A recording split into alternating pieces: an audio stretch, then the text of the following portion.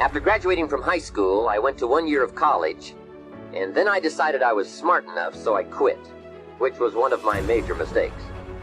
Among many major mistakes I made in those early days.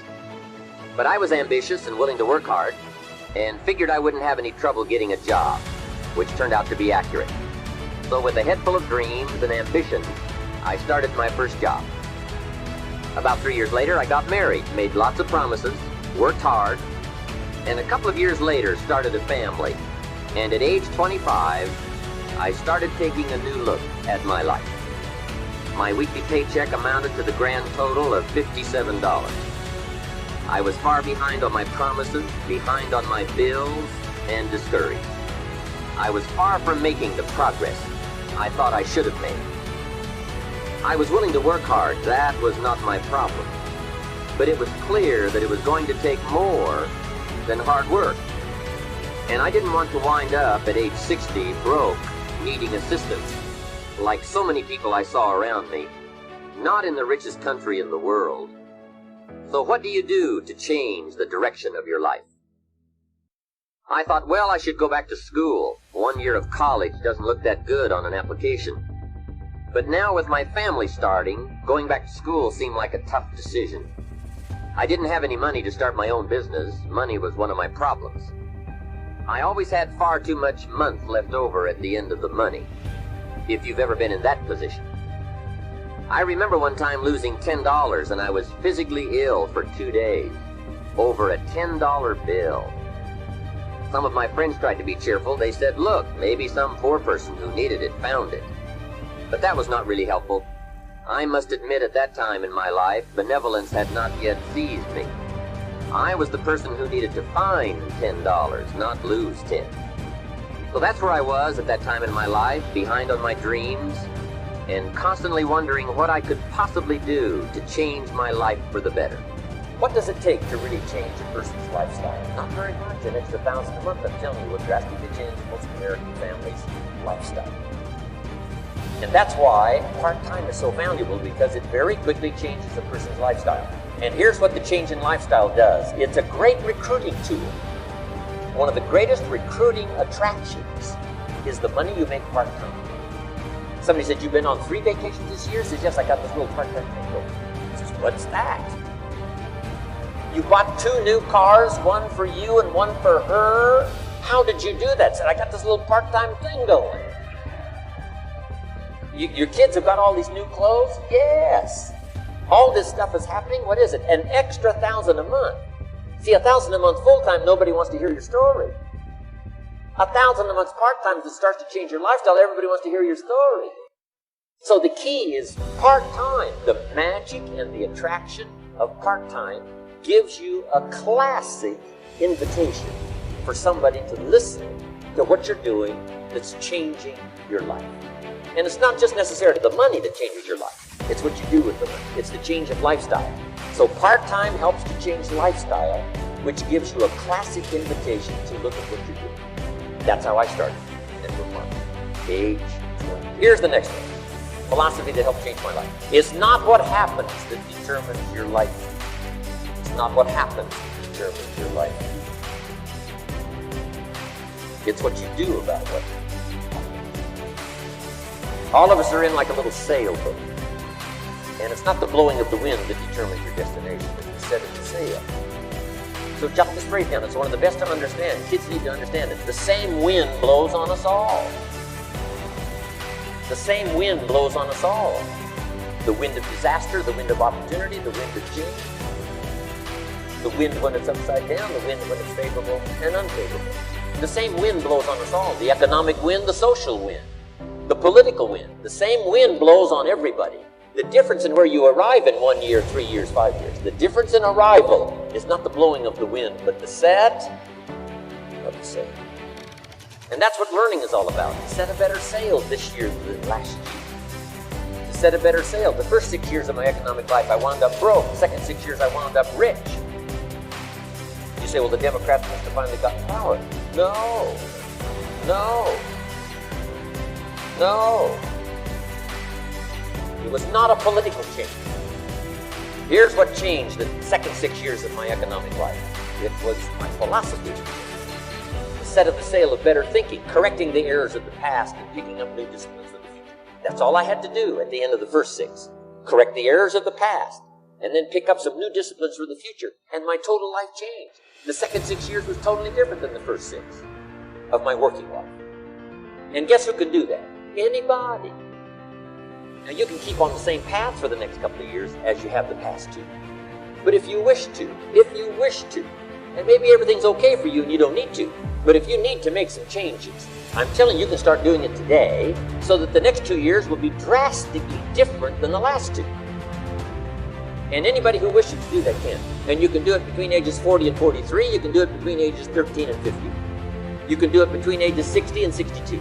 Any 2 years, any 5 years that you wish to drastically change from the previous 5, you can do it.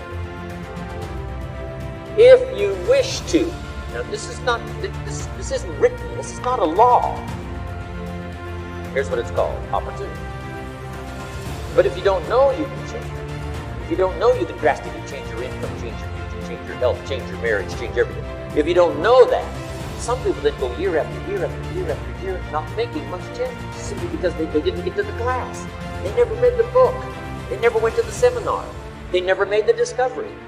They didn't seek for the knowledge of how could I make my life better. And if you just rock along, I'm telling you it's okay. Anybody can live any way they choose, but I'm here to tell all of you that if you wish to, it's possible to make the next 3 years totally different than the last 3.